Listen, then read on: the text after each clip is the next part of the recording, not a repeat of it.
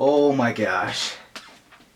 That was lit. What a dooski, guys. It's Pharaoh34 back with the Hybrid Network for my Agents of S.H.I.E.L.D. Season 4 Episode 1 The Ghost review. Going into this episode, guys, I had a weird feeling. Part of me was just kind of like, okay, we're like a week before the show has come out and we have yet to see a full-on trailer. It was a really weird thing. They really didn't put anything out except for like minor little teasers and snippets here and there. At the end of season 3, we were teasing, you know, the whole Ada and then, you know, the life model decoys, and then like midway through the summer, there's kind of like Ghost Rider's coming, vengeance, and I'm just kind of like, wait, what? Regardless of what I thought, how was this first episode? It was pretty good, guys. So I'm gonna go run down this episode quickly and then talk about some of the goods and then some of the bads. So pretty much the premiere takes place about 6 weeks after the finale. The team has pretty much scattered. Pretty much Daisy is on her own in this episode and she encounters a new enhanced person, and that causes some trouble for her. Secretly, Coulson and the team have been looking for Daisy, and as she starts resurfacing, they go looking for her. Something that stood out to me in this episode was the overall tone. I thought it was stellar. Right from the beginning of this episode, it feels gritty, it's darker, and they really upped the ante on the violence. For a second, I was like, wait, am I watching S.H.I.E.L.D.? Because it just felt different. It still feels like S.H.I.E.L.D., but just sprinkled with a bit of Netflix MCU. I actually like this, and I hope that they continue it moving forward. Maybe this 10 o'clock slot was a good idea. Did this allow them to do much more darker and graphic things? I don't know. Okay, before we continue, you guys are probably wondering, how was Ghost Rider? I feel bad for having doubts because this shit was lit. I honestly like Robbie Reyes and Ghost Rider in this episode more so than I thought I would. He was scary, hella intimidating, and somewhat mysterious in this episode. Another thing that I liked in this episode was they didn't make Ghost Rider just seem like, oh, he's a bad dude who looks like the devil. No, he's doing some pretty messed up stuff, but we also see a little bit of hints towards humanity to the character, and they make you feel and they tease that we're gonna understand him a little bit more to some capacity. Another thing that I liked in this episode about Ghost Rider was the way that they handled him. It wasn't just like, bam, here's Ghost Rider, wow, look at him, woo. And what I liked about the way that they portrayed Ghost Rider is they took their time and just teased us slowly and slowly from actually seeing him to seeing him in his full transformation. For example, for the first half of the episode, we don't really see his face at all. They use specific canted angles, they use behind the head shots from a long distance. They even show the skull in the beginning, but it's a long shot and it's blurry, and it gives us enough to get excited for the rest of the episode. It was a good build up and good tension, so when we finally see him become Ghost Rider in a battle scene or whatever, it's awesome and rewarding, and that's what I think it was in this episode. This connects to another thing. I like the directing in this episode, like for example when they showed Ghost Rider or any of the action beats. This episode was well crafted, and I noticed a lot of use of handheld. I don't know, maybe that helped to bring a more organic feel when we see Ghost Rider up and close or something. Another cool thing that I liked was when we go to Ghost Rider's car, we don't just see him just like, you know, with a camera in the cockpit. We actually see a camera, like a GoPro of some sorts, on the car. So right when he's about to run somebody over or something, we see it from the perspective of the car. I just thought that was a little cool thing that they put in. Well, speaking of the car, it looks so cool. Don't even get me started on that opening scene with the bazooka and the flip. Oh my god. With having a character like Ghost Rider who's obviously going to need a lot of CG, I thought the budget might not be there. It looked top notch. I like the action scenes in this episode. I thought they were really well done. They weren't the most elaborate at times, but they were still effective. I'm going to go ahead and say this right now. That opening was brilliant.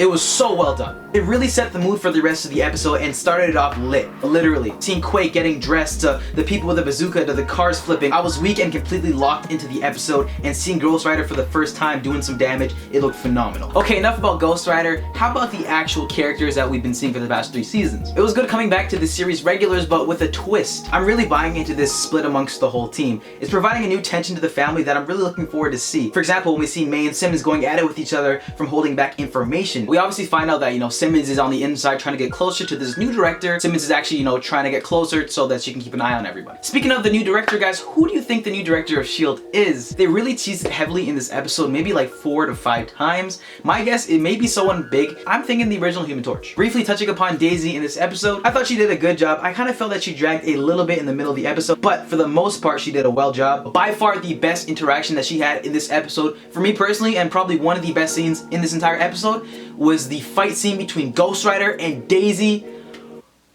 Oh my gosh! The thing I really liked about this scene was it could have been a basic, you know, oh, 2 superpowered people fighting. Something that I appreciated about the fight was a dialogue right before they actually started fighting. It's here that we get to see that they both want to do the same thing, but they're just going about it in 2 different ways. Their back and forth banter was so good, and I just can't wait to see these 2 characters interact with each other later in the season, because obviously they made some sort of connection with that ending, and we obviously get why Ghost Rider did what he did in the episode. Also, Daisy's doing drugs?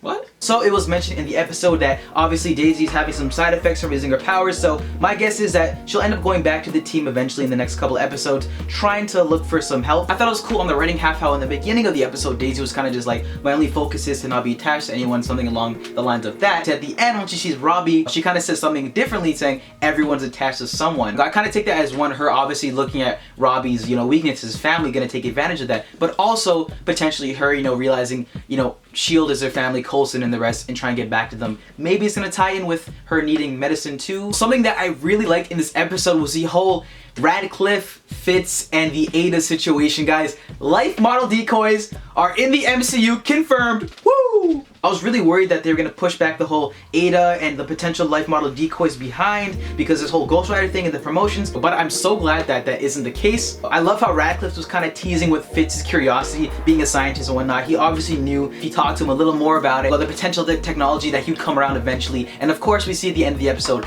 that he does. Also, hats off to them for the Ultron reference. I really did enjoy this episode, guys, but there were some things that I did have like minor issues with. If I had to nitpick in this episode, one thing I would mention is the scenes between Mac and Yo-Yo. To me, it felt a little bit forced and awkward. I don't know, her coming back into the fold and just flirting with Mac after all this time, it just feels a little off-putting for some reason. For me, this was probably one of these slower points in this episode, but something cool out of it was we get to learn she is signed to be a part of the Accords, and obviously that connected with her and Daisy in the episode, so that was cool. Another thing that I wasn't the biggest fan of was they kept referencing the director. I really hope they don't pull a Tahiti and drag the shit out of this. I'm pretty sure it's just gonna be for the next couple episodes till we find out who this director is. When it does come, hopefully it's gonna be rewarding. But overall, guys, I thoroughly enjoyed this Agents of S.H.I.E.L.D. Season 4 premiere. I was honestly impressed with this episode. I'm gonna go ahead and give this episode an 8.5 out of 10. What did you guys think about this episode of Agents of S.H.I.E.L.D.? Let us know in the comment section down below. What did you think about Ghost Rider? What did you think about the ending with May? What was in that box? To me, it kind of reminded me of the Penance Stare a little bit, but it wasn't. It appears to be some kind of ghost. It really feels like some Doctor Strange stuff. If you guys enjoyed this video, do not forget to smash that like button and subscribe to the Hybrid Network if you have not already. Also, guys, feel free to check out my channel, Fail with 34, in the description down below. I'll see you guys on next week's review. Peace.